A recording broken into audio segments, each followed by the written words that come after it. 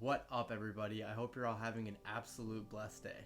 Ever since we saw that shocking post-credit scene in the last Spider-Man movie, Marvel fans like myself have been chomping at the bit to get anything related to the next edition in the Spider-Man trilogy. And it is finally here. In this video, let's unravel the new teaser to see what direction the next Spider-Man film is going in, point out any Easter eggs you may have missed, as well as drop my top theories for what I think is coming next. I'm Raj, and you're watching Cinema Unraveled.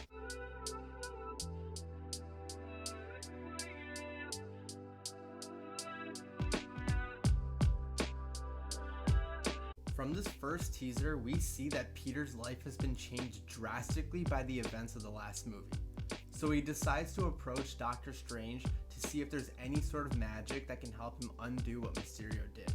And for those of you who are familiar with the comics, you can actually see the influences drawn here from the One More Day storyline. Now, I won't lie, I was initially hoping that Marvel would not go down this route, just because it could have been a really easy way for them to write off the events of the last movie. I would have loved to see Peter on the run from the authorities, and somehow having Kraven the Hunter involved to adapt the last hunt. Don't cast that spell. Fine. I won't.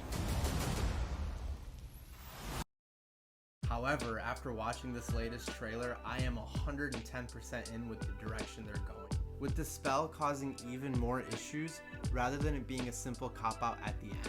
And now that we're tampering with the stability of space-time, shit is about to go bonkers. While this trailer was only 3 minutes long, there were enough Easter eggs teased for me to go on for hours. But what really stuck out to me was right as the teaser opens up, we see the name Ditko in graffiti right behind Peter and MJ, which is a nod to Spider-Man co-creator Steve Ditko. We also see J. Jonah Jameson's face plastered all over Times Square. From here, Peter turns himself in and tries to prove his innocence to the NYPD. We see someone slam down a bunch of paperwork in front of him. Now, myself and tons of people on the internet think that this is none other than Matt Murdock. We will be seeing Charlie Cox pick up the Billy Six to reprise as the role of the Devil of Hell's Kitchen from the Netflix series. And this is exactly the type of case that Matt Murdock would take on. And whoever the lawyer is, seems to do their job well, since Peter isn't in prison.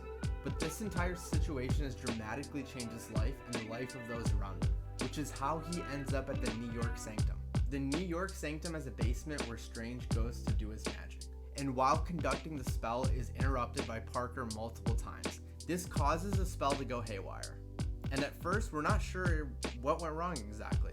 But that scene where we see the spell take effect is very reminiscent of the scenes we see in the timeline in episode 6 of Loki, as well as when the Ancient One sends Stephen Strange on that surreal journey in the first Doctor Strange movie, which hints to us that the multiverse has to be in play here, which is no surprise given the direction that the MCU has been going in with Loki and What If. And one of the first things I noticed was this tornado that looks like it's made of sand. I personally think this is going to be the return of the Sandman, the villain that Tobey Maguire's Spider-Man faced off against in Spider-Man 3, and the person who was responsible for Uncle Ben's death. I also see some lightning shooting through that tornado as well. And since Jamie Foxx has already announced that he will be joining the MCU as Electro, a role that he played in Andrew Garfield's run of Spider-Man, it's safe to assume that he and Sandman are going to be in this scene wreaking havoc on the NYPD squad car and the Daily Bugle news van that's on the right. We also have some mind-bending reality scenes that we were introduced to in Doctor Strange that look like they are lifted right out of Inception, which is interesting because typically we only see stuff like this in the mirror dimension, but since we know that we are approaching the multiverse of madness, it is possible that the two dimensions are converging. One more thing that really caught my eye was a really brief, really dark scene where Peter has something jump at him from behind, which most fans on the internet are saying it's Lizard, but could it maybe be Tom Hardy's Venom? Because earlier in the teaser we briefly see a new Spider-Man suit that seems to be resembling the all-black suits that Spider-Man has worn in the past, most notably the symbiote costumes seen in Secret Wars. But let's be honest, what really got all of us 90 kids right in the feels was that iconic laugh and pumpkin bomb thrown on the highway, which confirms the rumors that the Green Goblin will be one of the main villains in the film. Now, while it's almost 100% going to be Willem Dafoe reprising his role as Norman Osborn, the voice over right after Be careful what you wish for, Parker. sounds a little bit like an angry James Franco to me. And let's not forget that Harry Osborn turns into the Hobgoblin in the third Spider-Man movie. So having him join this film wouldn't be out of the realm of reality. Finally, we get to see the return of Alfred Molina as Doc Ock, which is less of an Easter egg as we're actually seeing him straight up in the trailer.